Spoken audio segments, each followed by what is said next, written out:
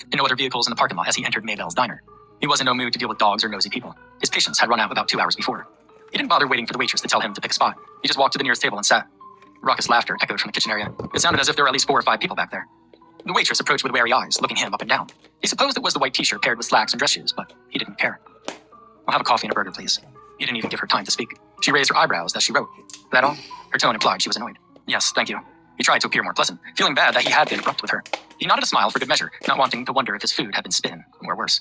She disappeared into the kitchen, and almost immediately a man in cook's whites came out brandishing the order and shaking his head. Mister, we done cleaned the grill." He pointed to a handwritten sign on the front door. "We close up shop at 9:30. "So, I can't get anything to eat?" Robert shifted on the uncomfortable chair.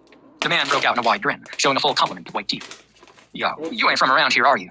"Mr. Accent there, that's cool. I'll cut you some slack, but we got some shrimp gumbo left from Dinner Rush that you can have." Robert thought if anyone brought it to his attention that he wasn't a local, he might scream. Gumbo wasn't his favorite, and he really didn't like shrimp.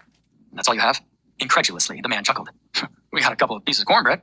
I won't even charge you for them." He flashed another wide grin, as if Robert's presence was somehow amusing. "That's fine. I'll take the gumbo, thank you." The waitress reappeared with his coffee, and he took it, thanking her.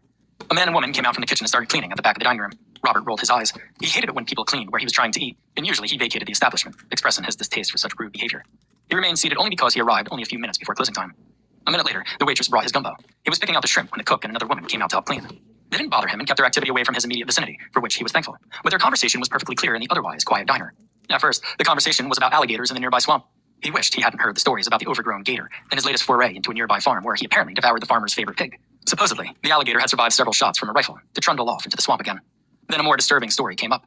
One of the women said, "I wonder if that's what happened to that guy from Florida. He's been missing for 3 weeks now. Ain't even found his car." The cook laughed. "At least he had a good last supper right before he went missing." The other woman announced, "No, that ain't right. Weren't no gator that got him." She whispered the next part, but Robert could still hear her clearly. "He was took out to that government place and sacrificed to the thing running there." The cook added, "That shit's a lie, Maybell. Ain't nothing out there except that rotten bunker." Scoffing, Maybell retorted, "Yeah, well, the government done fucked up big time out there, and whatever they was trying to create got loose. The older generation know all about that. By the time you came along, the place was shutting down. I came here in '84. It hadn't been shut down so long when I got here." The cook laughed and turned chairs upside down onto the edges of the table. Maybell snapped a towel onto her shoulder and put her hands on her hips.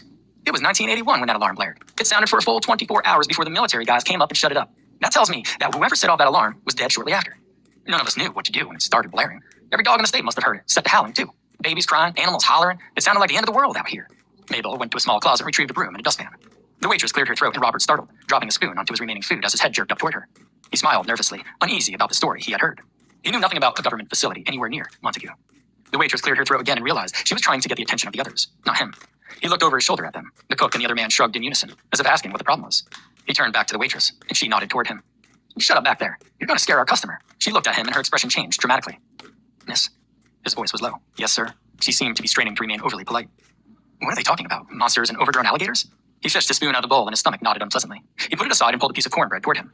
It was a bread he had learned to occasionally enjoy since moving from Chicago. She laughed, ill at ease, and shook her head.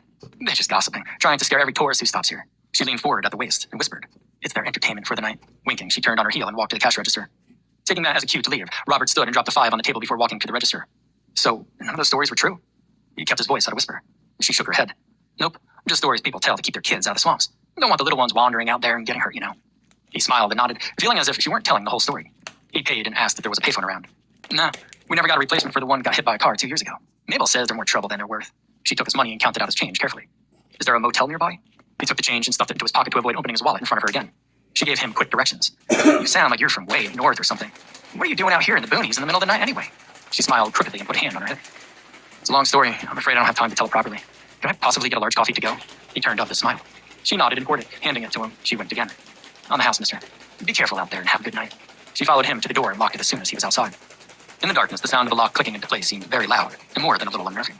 He rushed to his car and headed for the motel. 2 miles up the road in the same direction he was headed anyway, is where the waitress had told him the motel was located. Wanting only to get somewhere and get some sleep, Robert let his mind wander as he drove slowly in the pitch blackness. He recalled Julie and Lily. He missed them terribly and wished he were home with them.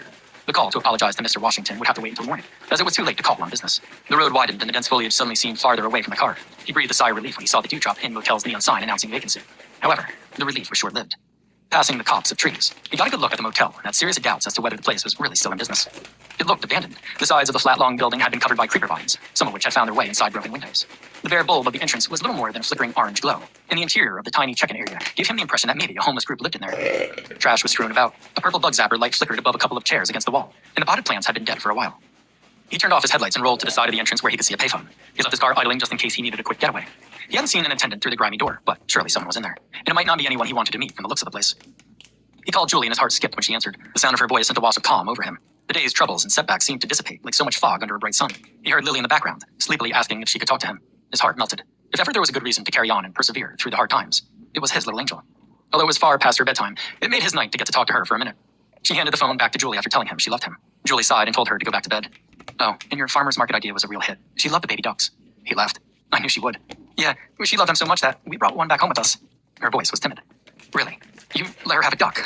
He chuckled again. I don't believe you. That's why she got up. She was checking on the baby duck. She giggled and her words sounded more relaxed.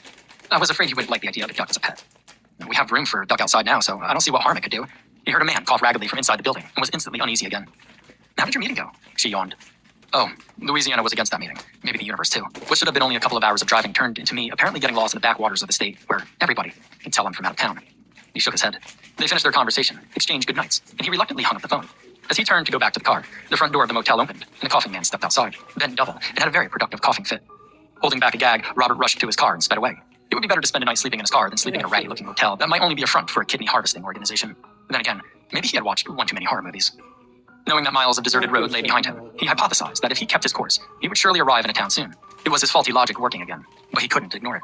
Every road comes out somewhere, after all. 2 hours and several instinct-driven turns later, he still had not come upon civilization to speak of. A few shanty houses that were little more than shacks